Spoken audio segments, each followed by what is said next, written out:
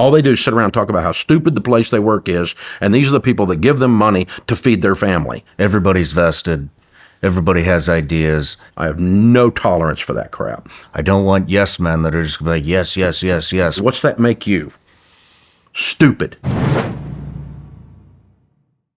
And this is what Dave would do. What would Dave do? What would we do? What would Ramsey do? What would God want us to do in this situation? Write it down. And so some of them were a little bit redundant, so we ended up with 15 and later 14. And we put a little better titles to them and a little better stuff. And then we used those to say, this is who we are, and we reinforced those. I taught one of them for 30 minutes in staff meeting to all 1,100 people yesterday. I do that. We do it over and over, and this is who we is. This is who we is. You want to be a we? This is it. If you're not this, you're not one of us. This is who we is. This is who we is. This is who we is. And the one I taught yesterday was marketplace service. If you help enough people, you don't have to worry about money. And so your job is to blow the customer's freaking mind. If you help enough people, go make sure they get help. They called you. They came in contact with us. God sent them to us because they were hurting or they had an opportunity, and we need to give them hope in that area with a biblical, common sense answer. Your job, no matter what you do here, is to blow their mind. If you're shipping a book, if you're writing a line of code, if you're in HR and you're recruiting, your job is not like crazy in the building. Your job is put people in the seat that are going to be crusaders, because our job is to help people, and we won't have to worry about money, and we haven't had to worry about money. So that's one. Another one is we don't, gossip. No gossip. Hand your negatives up, and you're going to have negatives. There's 1,100 opportunities in the building for you to be pissed off. So you're going to have problems. Human beings are in this building. You're not going to like one of them. Something's going to happen. It's going to hurt your little freaking feelings, or you're going to get frustrated with leadership, or you're going to have this. Welcome to life. Hand your negatives up. You can have your negatives. Don't be belligerent, but you can come into any leader's office and sit down and go, I don't understand. I'm really frustrated. Help me. You can do that anytime. You cannot do that at the water cooler with a coworker and go, leadership's a bunch of idiots, because that's disloyal, and I will fire your butt. I have no tolerance for that crap. If you're going to do that, you need to do it in a Facebook group after you quit. Leave me alone. I'm not going to give you money to run me down. Henry Cloud says, I don't understand why people pee in their own cereal and then gripe because it tastes bad. Don't shit in your own backyard. Exactly.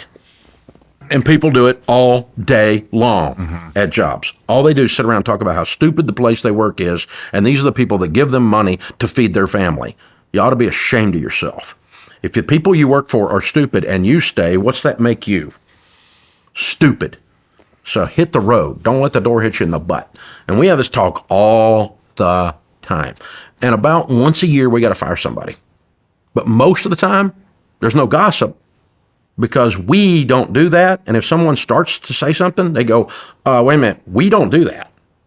And you don't have to have even a leader. It could be somebody that joined the company 3 weeks ago, and they go, hey, wait a minute, they told me in onboarding, we don't do that. If you got a problem, you probably ought to take it to the leader, because I can't help you with that. If you're sharing negatives with somebody who can't help you fix it, that by definition is a bunch of crap. And we don't do that. That's one of the 14.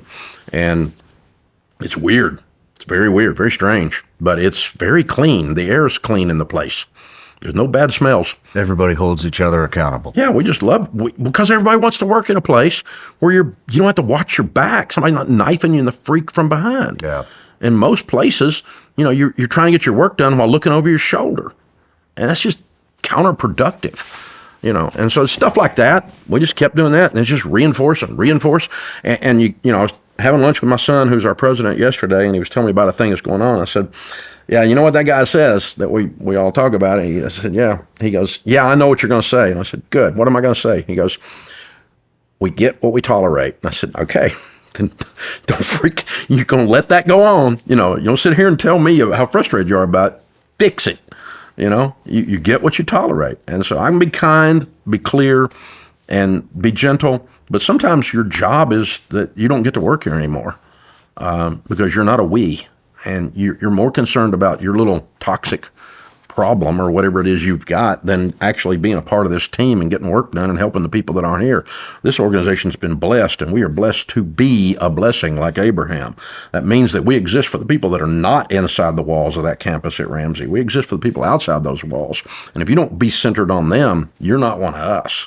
And we just talk about that with that kind of in the voice, all the time. And we have for 30 freaking years. And so people choose, they run out of steam, they start to think we're incompetent. And that happens all the time, and they leave, they quit. They go do something else. That's okay, that's fine. Just, if your spirit leaves, for God's sakes, take your body with it, And that's our stuff we talk about until everybody's sick of hearing it. But then it sticks. It's interesting too that you've always done it, but you picked that up when you did the exercise with SEAL Team 6.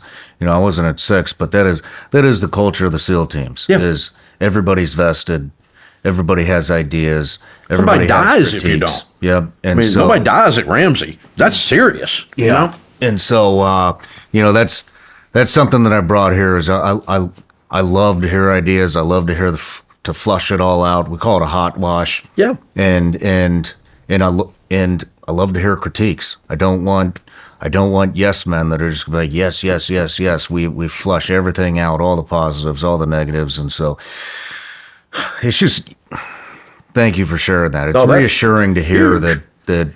But then sometimes folks that you thought were going to be with you a long time, their brain goes and leaves, and then you got to sit down and have a hard conversation and go, can't be here. Yeah. And I've had some of my best friends that work there because they've been with me for 20 years. These are band of brothers, band of sisters. We fight together. We take on freaking COVID idiots, and we take on all this other crap that we all have to deal with out here in the marketplace, and all the haters, and you take on all the the negative press, or because somebody's always got something to say, and you take on all that stuff together, and you fight, and then you win, and then you fight, and then you go to the Super Bowl, and you lose in the last play, but you almost got there, and then and you do that for a long, long time, and then after 20 years, they decide that they're not going to be there, or that they don't want to participate in this culture anymore, and it's really painful, but they can't stay, because I'm not quitting. Mm-hmm. So we're going to keep doing it this way. And so somebody's got to leave, and it's not going to be me. So it's not how this works. So, and it's, but man, we just have to have those difficult conversations, we call them. And they're a regular part of the rhythm too. You can't, John Maxwell says you can't sanction incompetence, because if you sanction someone not doing their job, now, if they got cancer, that's different, right? Mm-hmm. But, you don't sanction someone that's just a half-butt, because all the other studs are looking at the half-butt going, wait a minute. Yeah. That's okay? No, that ain't okay. Now, you can give somebody some grace if they're going through a personal thing, or, lots of grace. But I'm talking about just in general, we're playing to win the Super Bowl. You better take your block and hit it. Yeah. Well, Dave, let's take a quick break. All right. And when we come back, we'll dive into your new book. No matter where you're watching Shawn Ryan Show from, if you get anything out of this, please like, comment, subscribe, and most importantly, share this everywhere you possibly can. And if you're feeling extra generous, please leave us a review on Apple and Spotify podcasts.